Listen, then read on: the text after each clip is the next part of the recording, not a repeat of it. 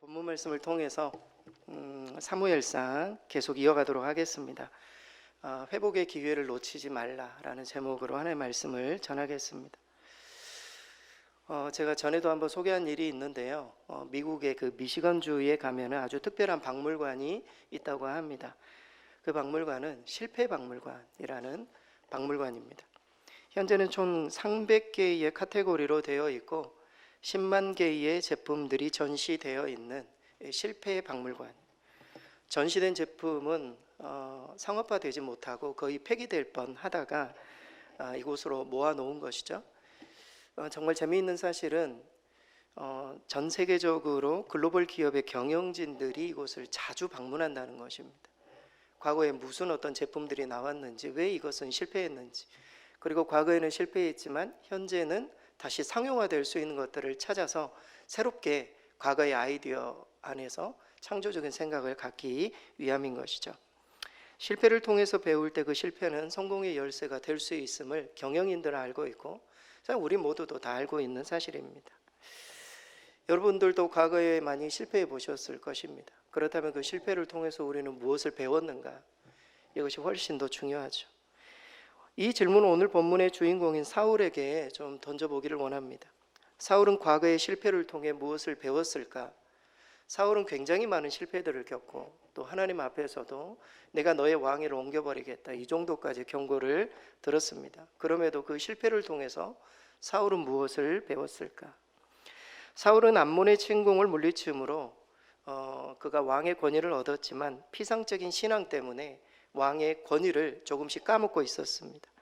직접 드려서는 안 되는 제사를 본인이 드림으로 하나님으로부터 그의 왕조가 이어지지 않을 것이라는 예언도 들었습니다. 무모한 종교적 열정을 가지고 전쟁 중에 있는 군사들에게 금식을 시키므로 전쟁 군사들에게도 원망을 사는 일들이 그 앞선 일들에 있었습니다. 한마디로 지금 사울의 상황은 하나님께로부터도 그렇고 사무엘에게로부터도 그렇고 아들 요나단에게로부터도 그렇고 그가 다스리는 백성들에게부터도 그렇고 점점 신뢰를 잃어가고 있는 그런 상황 속에 오늘 본문이 등장한다, 이렇게 생각을 하시면 되겠습니다. 문제는 속으로는 어떨지 모르지만 이 겉으로 보기에는 사울이 왕으로서 성공적인 역할을 하고 있다라는 사실입니다. 겉으로 보기에는 사울이 왕으로서, 왜냐하면 나라도 지금 안정되어 있고 전쟁에서도 몇 번 승리했고 그래서 백성들은 사울 왕에 대해서 아주 특별한 큰 불만은 없었습니다. 여러분, 이것이 이 껍데기 같은 신앙의 모습입니다. 사울의 모습이죠. 하나님과의 관계는 빵점인데 겉으로 보기에는 괜찮은 거예요. 겉으로 보기에는 높은 점수를 가지고 있는 것이죠. 그래서 모든 것들이 다 괜찮다고 생각하는 사울의 지금 상황입니다. 근데 이게 우리 모두의 상황일 수도 있어요. 겉으로 보기에는 문제가 없는 거죠. 사업은 잘 되고 그리고 또 일터에는 문제가 없고 내가 아이들 잘 열심히 기르고, 물론 우리가 일상적으로 벌어지는 어려운 일들은 있지만 겉으로 보기에는 대체 오케이인 거예요. 그러나 속으로는 하나님과의 관계 속에서는 빵점인데 하나님이 보시기에는 사울이 그런 모습이에요. 하나님이 보시기에는 빵점이란 말이죠. 겉으로 보기에는 나이스한 그런 상황이죠. 그런데 이런 사울에게 하나님께서 다시 한번 기회를 주십니다. 오늘 본문이 그 내용이에요. 하나님과의 관계를 회복하고 하나님을 대리하는 왕으로서 하나님의 명령에 다시금 온전히 순종할 것인가, 그렇지 않을 것인가, 하나님께서 다시 한번 기회를 주시는 내용입니다. 처음 명령에는 사울 왕이 실패했을지라도 그가 제사를 드려서는 안 되는, 본인이 해서는 안 되는 일들을 본인이 왕이라고 마음대로 하나님의 말씀에 순종하지 처음에는 실패했을지라도 사무엘을 통해 계속 경고도 주고 했기 때문에 이제 다시는 실패하지 말고 다시금 내 말에 순종하라, 다시 회복을 주시는 그런 메시지가 오늘 내용입니다. 여러분, 마찬가지죠. 하나님은 우리에게도 회복의 기회를 주십니다. 오늘 주일이 그런 회복의 기회가 될 것입니다. 겉으로는 믿음도 좋고 영적으로 멀쩡하게 생활하는 것처럼 보이지만 우리의 삶은 항상 하나님의 말씀에 불순종하고 그렇게 살아왔었던 우리 모두에게 사울과 같은, 사실 형식만 번지르 하고 껍데기만 있는 그런 신앙생활을 하고 있는 우리 모두에게 사울과 같이 하나님께서 같은 기회를 우리 모두에게 오늘 말씀을 통해 주시는지 모릅니다. 여러분, 우리가 이 기회를 잡아서 변화를 겪고 순종으로 나아가면 하나님의 복을 경험하게 될 것이지만, 그렇지 않으면 우리 모두가 사울의 길을 걸을 수 있음을 말해주고 있습니다. 여러분, 오늘 기회를 꼭 잡으셔서 기회를 놓치지 마시기 바랍니다. 그렇다면 이런 회복의 기회를 놓치지 않으려면 우리는 어떻게 해야 되는가? 세 가지로 좀 살펴봅니다. 첫째는 우리가 하나님의 말씀을 잘 들어야 됩니다. 하나님은 사울에게 말씀하십니다. 다시금 명령을 주시고 다시금 기회를 주십니다. 그 말씀은 무엇입니까? 아말렉을 쳐서 진멸하라는 명령입니다. 과거에 행했어야 됐는데 내가 이 사명을 내가 너에게 주겠다. 이 명령을 꼭 지켜라. 하나님의 관계를 회복하기 위한 두 번째 기회를 사울에게 주신 것이죠. 오늘 본문의 1절에서 3절 말씀, 우리 스크린 보고 같이 한번 읽겠습니다. 사무엘이 사울에게 이르되 여호와께서 나를 보내어 왕에게 기름을 부어 그의 백성 이스라엘 위에 왕으로 삼으셨은즉 이제 왕은 여호와의 말씀을 들으소서.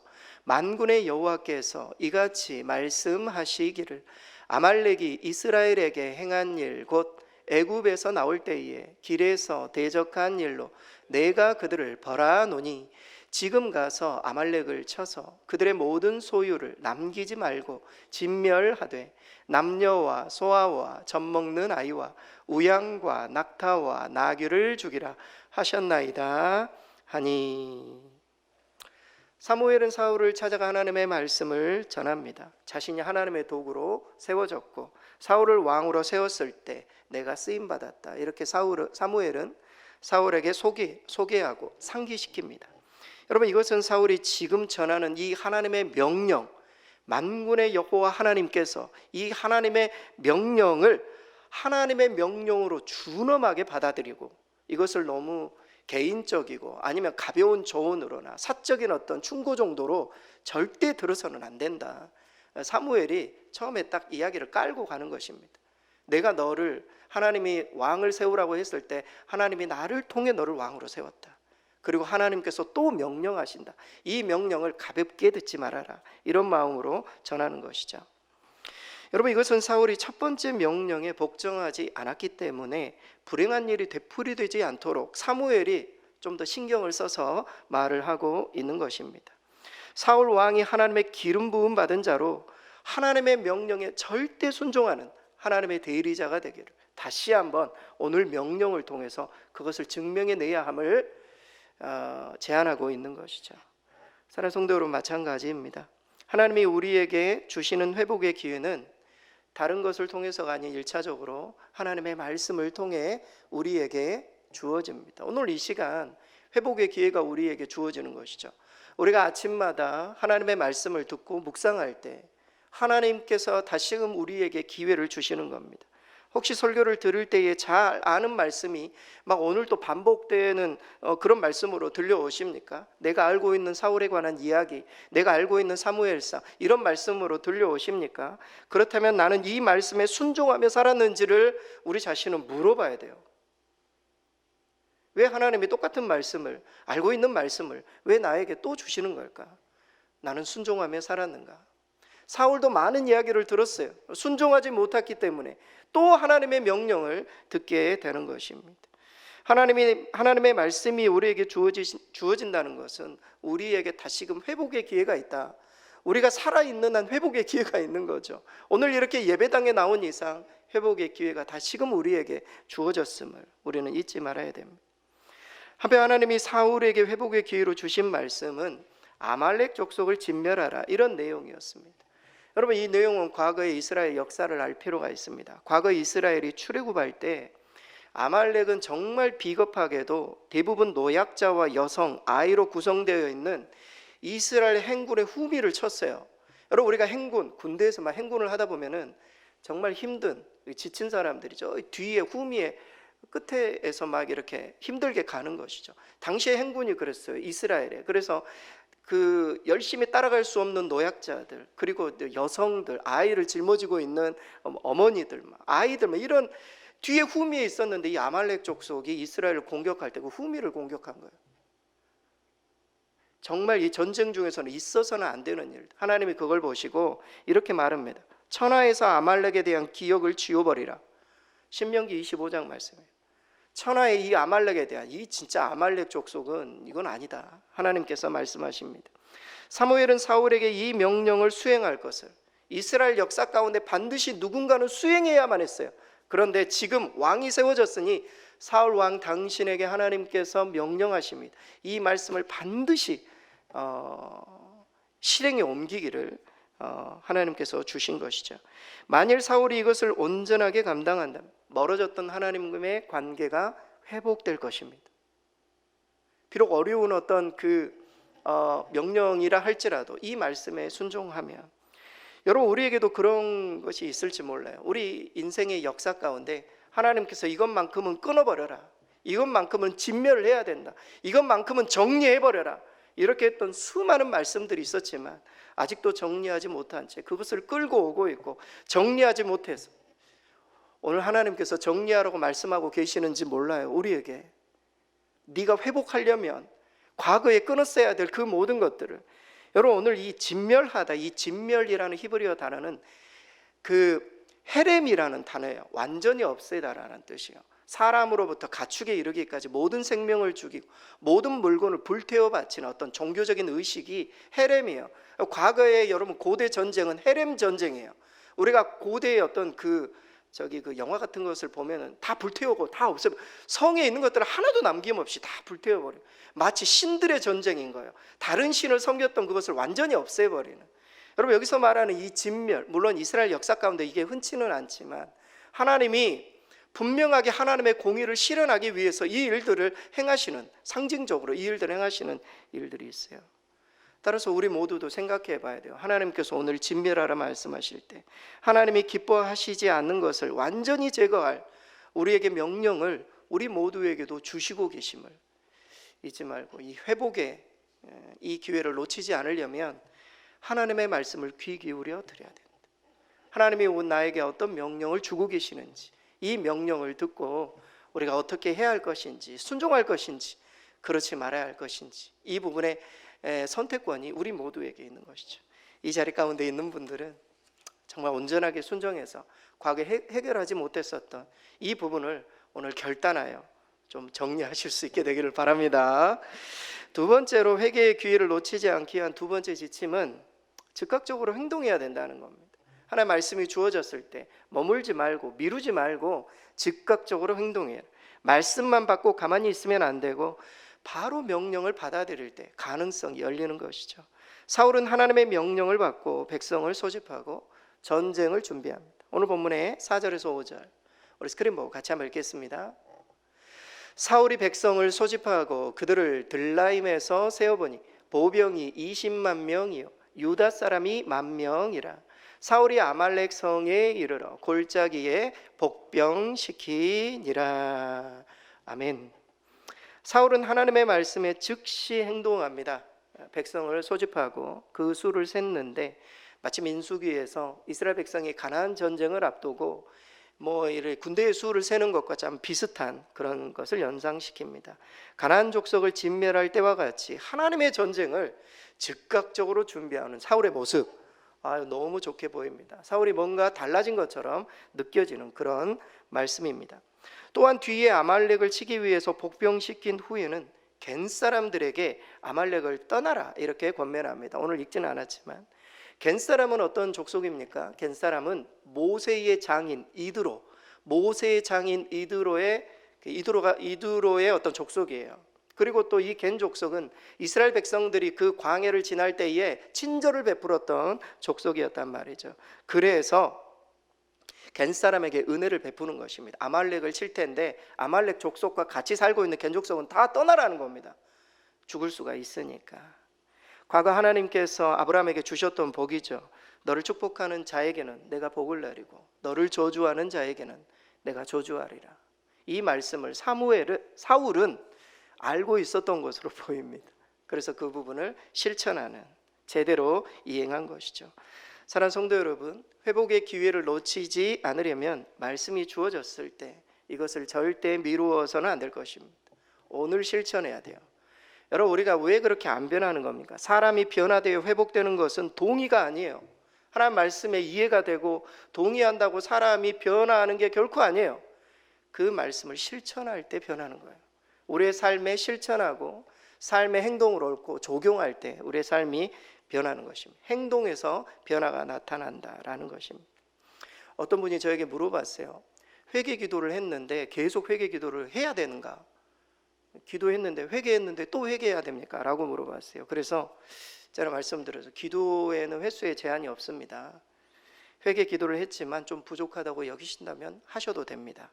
하지만 혹 내가 회개 기도를 했는데 용서를 받지 못했다는 생각 때문에 반복적으로 회개하려고 한다면 그것은 하나님에 대한 어떤 생각, 하나님에 대해서 아는 것이 우선입니다. 하나님은 우리가 정말 진심으로 하나님 앞에 회개하면 그 모든 죄악을 동에서 서와 먼 것 같이 그 모든 죄악을 바다에 던지셔서 기억조차 못하시게 하시는 분이십니다. 그러니까 똑같은 기도 제목을 진정성 있게 회개했다면 굳이 회개를 다시 할 필요는 없습니다. 그래서 하나님에 대한 지식이 필요하다 이렇게 말씀을 드렸습니다. 그러면서 이 말씀을 드렸습니다. 하지만 회개 기도는 기도 자체로 끝나는 것이 아니죠. 우리가 하나님 앞에 회개하고 그 기도 자체로 끝나는 것이 아니라 회개 행동으로 이어질 때 진정한 회개의 열매가 나타나게 되는 것이죠. 행동으로 옮겨질 때 그때 회개 기도가 반복되지 않을 수 있어요. 하나님 앞에 결단하고 다시금 새로운 지하철을 타는 거죠. 우리가 잘못된 길로 가고 있으면 빨리 내려야죠. 그리고 다른 지하철을 타고 정상 방향으로 돌아가야 되지 않겠습니까? 이게 회개인 거예요. 회개. 행동으로 옮겨야 돼요. 그래야 변화가 나타날 수 있다라는 것입니다. 기도를 넘어서 실천이 중요하다. 하나님의 말씀이 주어졌을 때 동의만 하고 고개만 끄덕이는 것으로 절대 바뀌지 않는다. 회복의 기회를 얻기 위해서는 반드시 실천해야 된다. 행동으로 옮겨야 된다. 사울은 그 부분까지는 너무나 잘한 겁니다. 여러분, 한 노인이 송어 낚시를 하고 있었어요. 너무 송어 낚시를. 옆에 젊은이가 지나가다가 보니까 다른 사람들은 이 고기를 못 잡는데 이 노인이 할아버지가 너무 송어를 잘 잡는단 말이죠. 너무 궁금해서 물었습니다. 할아버지, 송어를 이렇게 잘 낚는 비결이 무엇입니까? 라고 묻자 그 비결에 대해서 이 어르신은 이렇게 말합니다. 첫째, 한눈을 팔지 말 것. 둘째, 미끼를 잘 사용할 것. 셋째, 인내를 가지고 기다릴 것.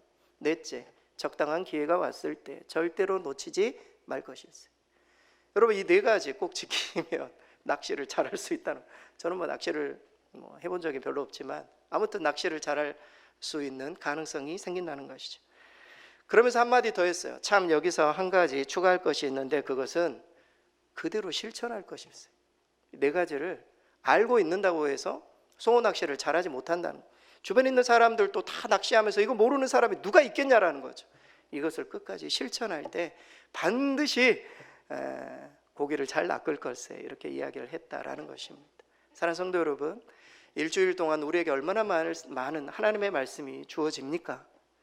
그러나 그 말씀을 우리가 실천하는 것과 그저 넘어가는 것은 완전히 달라요. 차원이 다른 삶이에요. 여러분, 우리가 성령의 은혜를 경험하고 싶고 하나님 살아계심을 경험하고 싶어요. 가만히 있는다고 경험이 되는 게 아니에요. 하나님 말씀을 듣고 은혜 받았다고 경험이 되는 게 아니라고요. 우리 삶에 그 말씀을 살아낼 때, 살아내면서 때로는 영적으로 전쟁을 치르고 때로는 어려운 일들도 생기고 그러면서 기도로 극복하고 하나님께서 어떻게 내 삶 가운데 일하시는지 실제 경험이 될 때 하나님 이런 분이시는구나 알게 되고 깨닫게 되고 우리의 신앙이 성장할 수 있게 되는 것이죠.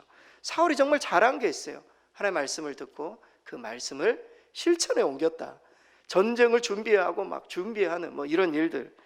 여러분, 정말 회복의 기회를 놓치지 않기 위해서는 하나님의 말씀이 들려오거든요. 그 말씀을 꼭 미루지 말고 오늘 하루부터, 지금 이 시간부터 실천에 옮기실 수 있기를 바랍니다. 마지막으로 회복의 기회를 놓치지 않으려면 이 마지막이 중요합니다. 매 순간 사리사욕을 극복해야 돼요. 우리의 욕심. 사울이 여기까지 너무 잘했단 말이죠. 욕심에 무너지기 시작했어. 사울이 하나님의 말씀을 듣고 즉각 행동에 옮겨서 전쟁에 나가 승리했어요. 그러나 마지막 순간 욕심에 눈이 멀어 기회를 놓치게 됩니다. 아각도 살리고 다 진멸하라. 아각도 살리고 좋은 것들을, 기름진 것들을 다 살려내고 그냥 하찮은 것들만 죽이고 하나님이 다 없애라고 했는데 그 말에 순종하지 못합니다. 오늘 본문의 8절에서 9절 스크린 보고 마지막으로 함께 읽겠습니다. 아말렉 사람의 왕 아각을 사로잡고 칼날로 그의 모든 백성을 진멸하였으되 사울과 백성이 아각과 그의 양과 소의 가장 좋은 것 또는 기름진 것과 어린 양과 모든 좋은 것을 남기고 진멸하기를 즐겨 아니하고 가치 없고 하찮은 것은 진멸하니라. 사울은 하나님의 명령대로 아말렉은 쳤지만 아각은 사로잡고 좋은 가축은 진멸하지 않았습니다. 여러분, 아각을 살린 이유는 무엇입니까? 아각을 살린 이유는 아마도 자신이 거둔 승리를 오랫동안 기념하려는 목적이었던 것으로 보여요. 왕 딱 살려놓고 자기 왕권이 좀 약하니까 계속 아각을 잡아놓고, 뒤에 내용이 계속 나와요. 아각을 계속 잡아놓고 있어요. 아각 내가 왕 잡았단 말이지. 그래서 이 말이죠, 자신의 권위를 높이고자는 명예욕, 여기서 넘어지는 겁니다. 여러분, 좋은 가축을 진멸하지 않은 것은 무엇 때문입니까? 그의 재물욕. 너무 좋은 것들, 이게 너무 아까운 거예요. 그대로 살려놓으면 하나님 앞에 제사 드릴 때 더 좋은 것들로 드릴 수 있는데 첫 번째 그 실패했던 똑같은 실패예요. 재물욕, 이것으로 인해서 넘어졌음을 말합니다.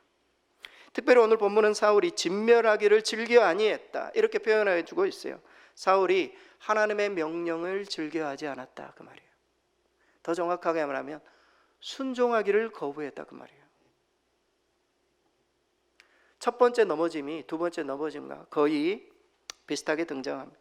다시 말해 사울은 당장에 눈앞에 있는 이익에 눈이 멀어 좋은 가축을 죽이는 것이 아까워서 그는 불순종하게 된 것입니다.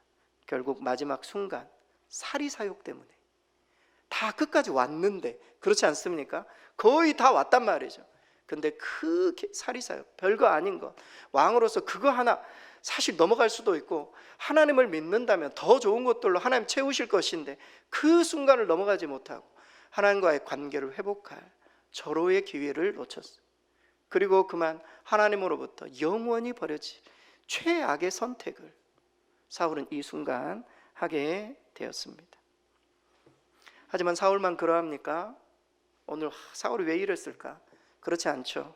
우리 또한 얼마나 명예욕과 또 재물욕에 너무나 쉽게 넘어지지 않습니까? 거의 영적 회복을 코앞에 두는 순간 육신의 정욕, 안목의 정욕, 이생의 자랑이 우리의 눈을 가리고 눈앞에 보이는 작은 이익 때문에 하나님의 말씀을 무시하고 지키지 않고, 여러분 이런 적이 얼마나 많은지 몰라요. 별거 아닌 일 가지고 그거 하나 붙잡으려고 하다가 하나님을 버리고 예수의 이름에 먹칠을 하고, 이런 일들이 우리 주변에 너무나도 많이 일어나요.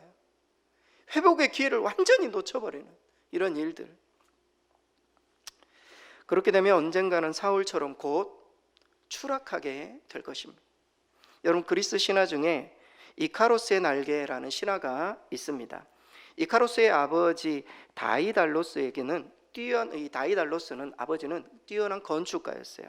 어느 날 크레타 왕이 한번 들어가면 절대 나올 수 없는 미궁을 만들어 달라 해서 이 다이달로스가 미궁을 만들었어요. 만들었는데 왕이 딱 보니까 와, 이 미궁이 너무 좋은 거예요. 그래서 이 성을, 이 미궁이란 이 미궁 이 성을 이 비밀을 자기만 알고 싶어 가지고 이곳에 다이달로스하고 이카로스를 이 성에 가둬버립니다. 나오지 못하도록. 다이달로스는 이 미궁에 들어가서 탈출할 방법을 생각해내죠. 그래서 날개를 만들기로 결심합니다. 날개를 만들기. 새들의 깃털을 막 모아가지고 실로 엮고, 그리고 또 밀랍이라고 하지 않습니까? 이렇게 붙이는 밀랍으로 발라서 이카로스를 위해서 날개를 만들어 줍니다. 그래서 날개를 딱 만들어 주고 이렇게 마지막으로 이야기를 합니다. 야, 너 날개로 날아갈 때 너무 높이 날면 태양의 열에 의해서 밀랍이 녹을 수 있어. 그러니까 높이 날지 마. 적당한 선에서 날아야 돼. 높이도 날지 말고 너무 낮게도 날지 말고 적당한 선에서 날아야 우리가 이 성을 빠져나갈 수 있어. 이렇게 말합니다.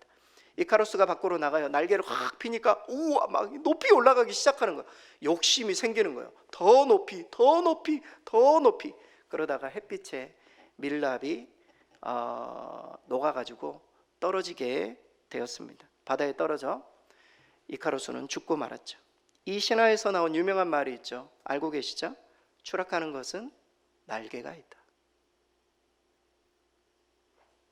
인간의 욕망, 날개죠, 날개. 인간의 욕망으로 인해 떨어져 모두가 죽을 수 있음을 이 신화는 우리에게 이야기를 해주고 있습니다. 사울이 똑같은 경우에 사리사욕으로 인해서 모든 기회를 놓쳐버리는, 계속 사리사욕의 날개를 피다가 결국에는 바다에 떨어져 죽는, 추락해버리는 그의 인생.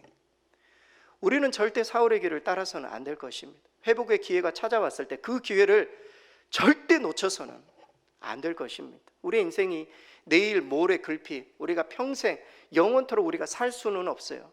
하나님이 우리에게 기회 주시는 것들이 마지막이라고 늘 생각해야 돼요. 하나님 앞에 우리의 마음의 결단을 해야 한다라는 것입니다. 아무쪼록 코로나로 인해서 무너졌던 우리의 신앙이 회복될 수 있기를 바랍니다. 회복의 기회가 왔을 때 절대 놓치지 말기 바랍니다. 작은 이익 때문에 말이죠, 신앙의 여정에서 추락해서는 안 될 것입니다. 오늘 말씀을 받은 성도 여러분, 온라인으로 예배드리는 성도 여러분, 정말 회복의 기회를 놓치지 말고 다시금 주님의 끈을 붙잡고 비상하시는 저와 여러분 되실 수 있기를 바랍니다.